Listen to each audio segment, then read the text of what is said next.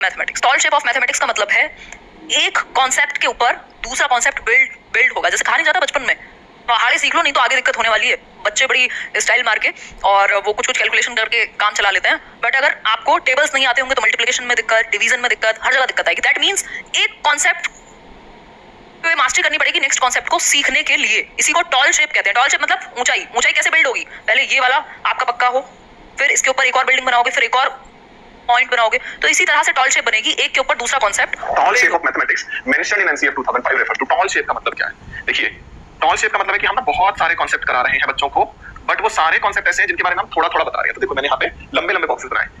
इसके अलावा होना क्या चाहिए था? शेप होनी चाहिए थी ब्रॉड। ब्रॉड मतलब आप भले ही पूरे साल में दो कॉन्सेप्ट कवर करो। दो कॉन्सेप्ट का मतलब कि आपने ज्योमेट्री कवर करी और अलजेब्रा कवर करा, बस इस तरह से। बट वो दोनों बहुत अच्छे से, विड्थ उनकी ज्यादा हो, मतलब बहुत अच्छे से कवर करा। हो क्या रहा है, आप अगर 10th की किताब उठा के देखो मैथ्स की, या किसी भी क्लास की उठा के देखो, ज्योमेट्री भी है, ट्रिग्नोमेट्री भी है, कोऑर्डिनेट ज्योमेट्री भी है, पॉलिनोमियल्स अलजेब्रा भी है ना, रियल नंबर भी है, मतलब इतने सारे कॉन्सेप्ट कवर करे, बट ढंग से कोई भी कवर नहीं करा। सब थोड़े थोड़े थोड़े थोड़े। तो बच्चा कुछ कुछ समझ भी पाया, कुछ कुछ कंफ्यूज गया कि पढ़ क्यों रहे हैं। बट अगर हम इन डेप्थ स्टडी करते हैं, हम बोले बिट बहुत अच्छी रखते हैं, चाहे दो ही कवर करते हैं यूनिट, बट उनको बहुत अच्छे से कवर करते हैं, तो बच्चों को समझ अच्छे से आता। तो एनसीईआरटी कहते हैं जो टॉल शेप है ना, इसमें प्रॉब्लम है। ये जो टॉल शेप है ना मैथमेटिक्स, इसमें प्रॉब्लम है कि बच्चों को पढ़ा बहुत कुछ रहे हैं, अच्छे से कुछ नहीं पढ़ा रहे।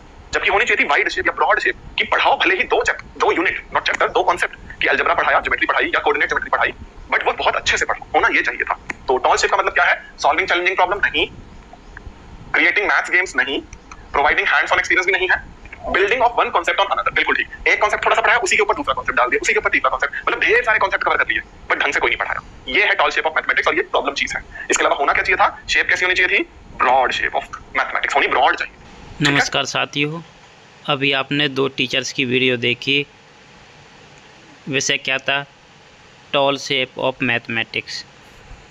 मैं सीटेट प्रीवियस ईयर कर रहा था तो मेरे सामने एक क्वेश्चन आया, तो मेरी समझ में नहीं आया। मैंने यूट्यूब खोल के देखा तो मुझे पहले हिमांशी मैम की वीडियो दिखाई दी, मैंने वहाँ से समझा। फिर दूसरे नंबर पर आई थी प्रतीक सवालिक सर की, मैंने वो देखी। तो दोनों को देख के मेरे मन में कन्फ्यूजन पैदा हो गया कि कौन सा टीचर सही बोल रहा है। फिर मैंने गूगल पर सर्च किया, क्योंकि यूट्यूब पर इन दोनों के अलावा मुझे किसी और टीचर के वीडियो नहीं मिली जो टॉल शेप ऑफ मैथमेटिक्स के बारे में बता रहा। तो फिर मैंने गूगल का सहारा लेना शुरू किया। तो गूगल पर मैंने देखा कि जो डेफिनेशन आई हुई थी कि tall shape of mathematics is where mastery of one topic is a prerequisite for the next, this has been deemphasised. ये यहाँ पर लाइन काफ़ी इम्पोर्टेंट होती है, this has been deemphasised. इस पर जोर नहीं दिया जाता। केवल यहाँ पर नहीं, इस पर याद मत रखना, mastery of one topic is prerequisite for the next, ये लाइन भी इम्पोर्टेंट हो जाती है। बाद में क्या लिखा? This has been deemphasised means इस पर जोर नहीं दिया जाता। Instead a broader based curriculum with more topics. Broader means चौड़ा। जैसे प्रतीक सवालिक सर ने बताया कि क्या होता है कि एक टॉपिक थोड़ी सी उसकी बेसिक जानकारी दे दी, फिर उसके बाद दूसरा टॉपिक पढ़ा दिया, फिर तीसरा टॉपिक पढ़ा दिया, फिर चौथा टॉपिक पढ़ा दिया, फिर पाँचवा टॉपिक पढ़ा दिया। तो ये क्या हो गई? Tall shape. जबकि वो कह रहे हैं instead of broad based curriculum with more topics. आपने एक टॉपिक पूरे अच्छे तरीके से पढ़ा दिया, केवल उसकी बेसिक जानकारी नहीं दी, उसकी संपूर्ण जानकारी दी, उसके बाद दूसरा टॉपिक पढ़ाया। More topic that starts from the basic has been created to serve the needs of different learners better. Mean basics has been created, केवल उनकी जो आधार है वो जानकारी दे दी जाती है, फिर दूसरा टॉपिक खड़ा कर दिया जाता है। फिर मुझे समझ में नहीं आया इसका मीनिंग क्या है। Prerequisite for next. Prerequisite for next, prerequisite का मीन्स होता है किसी अन्य बात के घटित होने या अस्तित्व में रहने के लिए आवश्यकता। मीन्स किसी दूसरी बात को बताने के लिए पहले की जानकारी रहना, मीन्स बेसिक जानकारी देना।